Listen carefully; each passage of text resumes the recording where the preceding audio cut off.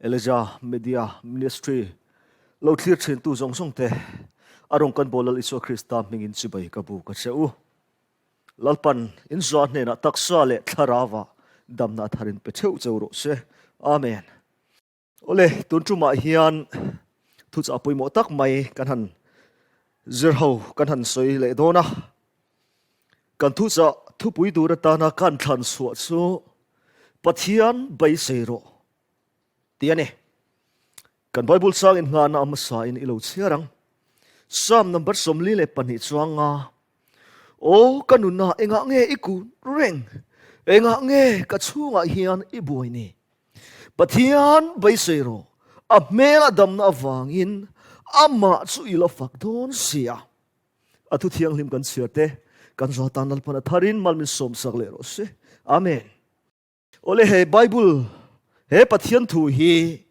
THUAH kati em maya voi tam he thu hian min vela sakna le baisei na thar min penon fo thina ne chu wangin in lo ngai thaka in hlok pui ve ngei po ka baisei ane ole kan thu pui pathian baisei ro tiani setana na pathian mi te baina na amman ro zinga ane thwat persu baidon na hiane poimo khop mai chu wangin kan nun kong tin re nga setana chuan baidon na hi adha vek mayane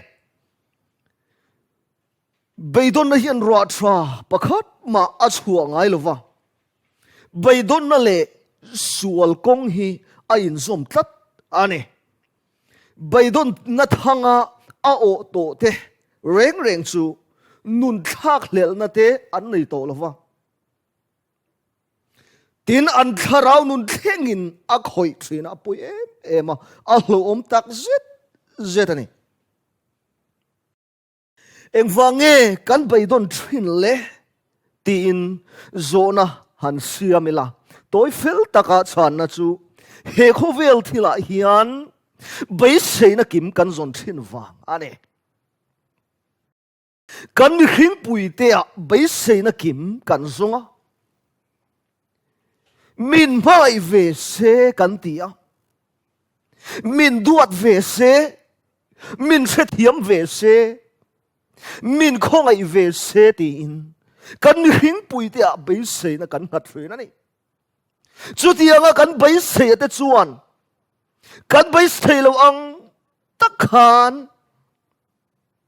an om thin hian kan ril ru ana min mangai ve se tia kan bai se ten min lo mangai ve si lo kan nun kan thin lung ana ngoi kan na ngoi a baidon na ruama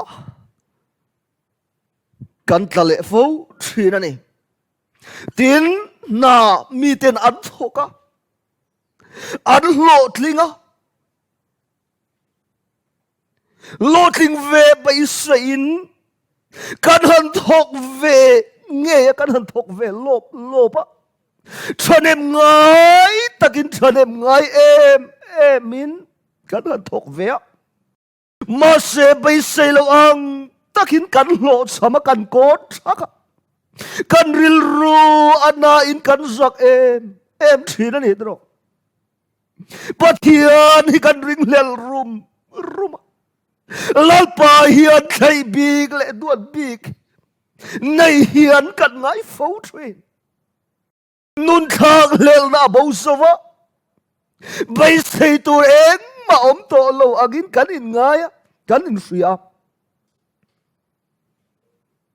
chu bai don na chuan rui lawa mi pat mai chiat na thi na min nuk lu thira nun thang lel na po om to lo hialin kan bai donga setena chuan nun thang lel na po nei to lo hial turin min siam fo thina sual konga min nuk lu le thina ni apoi em maya khovel thila chuan i bai sei tur zong lo cham vekin in ngai mai thei ma se bai dong so pathian bai sei ro Kovel thila chon lo cham vek ma la.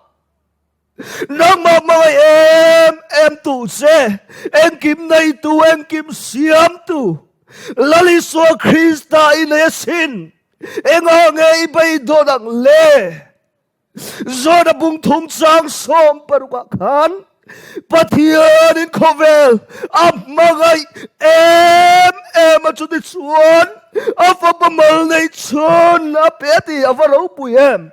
Patianin Panginoong Rose, patianin ang mga em siya. Afa pamal na itson, ang kim na ito, apet, seni, ang vangay, ilabay doon ang le, ilabay doon ang le. Nang mga em tu se. En kim siam tu en kim nay tu laliso Krista inayasin. Imi hing pui da suan an mga velo se ni may thay. An khetiam du lo se po ani may thay. An ngay dam thay lo se po ani may thay. Masemo bay dong so bay dong panat mang so mang reng so te lalpan creative siya doon Eng lay po ng mga em to le. Eng lay po ng malay nat ngoy to. Eng lay po ng maretiam to le. Eng lay po ng mangay damdutu le. Eng lay po ilam sang tatu. Laliswa Krista inay tihe. Lalpan siyan non tir siya doon ipatihan min fagam rose. Amen. Uirenu anden lumay turpokan mo. Tumalay na to, katiyam to, kongay to. Ngay dam to, anay lawasin. Amal maya. Mi tumay alam chang to, anom laulay po kan Laliswa ka alamat ka sinti Kaya non tir sa lalpana duni. Hallelujah. Aba po mo mitamtak suan. Kasual na ano sa to lutok. Lalpa patian hiyan min ngay damtay po karing to lovani. Tiin kan baydong fautri na nitro. Baydong lelungayin kanong fautrin. Engangay baydon le. Engangay lungay chin. Lungay le baydong inomdoso. Patian bay sayro. Lalpa suan heti hiyan at yasin. Isaya bungkat sang som pariata. Lalpa suan ho. Ingay tuat kang tiangu. Insual na to sen lar agin to ba se. Vuragin avarang. Senduk agin sento ma sala. Biramul agin amati. Hallelujah. Iswala so eng tiang po in sa tomase lalpan alangay damdu se ati tiang limdu se hallelujah mi patmay siya na lerui lova avangin itagsa kakolavin at sevekto po animay tay mase chumi avangin lungayin ibaydong tidem mase mo lungayin baydong toso Patian bay sayro lalpan eti hiyan at yasin Isaya bungsom lilepat humtsang liswa nga kan ensuan kangaya lutak inya misom tak inibuka kamangay ibok sa uvangin nang maaniaya mite kape nga inunaya mitin kape ang nausuin nena komsiyati avanan ropuy sa tinatsuan may siya may padroy low mangin nasa tagintag sa atin sa topo ani maitay masemo baydong so patiantan ilut na alagay ring alamagay ring sesin tihi lalpan siya non tir si aduani tunakan nanakum betin lungay le baydong iniomem. Baydong so. Patian bay sayro. Amela dam na vagin patian ilafak doon. Hallelujah. Lalpat siya lo zopaka. atak sa nakhir takin atak buak lai khan abay dong lo pathian abay saifana lalpan dam na raw pui tak apale ani ko sam som lile panni changa o kanuna egay kud ring ega ge kachunga hiani buai ni pathian bay say ro aba boy em vang mo ap melo dam na vangin ama chui la fak don an si hallelujah ama chui la fak don si ava moy idam le don amoy fak le don bay dong so ina na zong ihan sa na zong ati dam na chu lalpa at sawa omani lalpa chau bay say ro so wangin pathian bay say tladro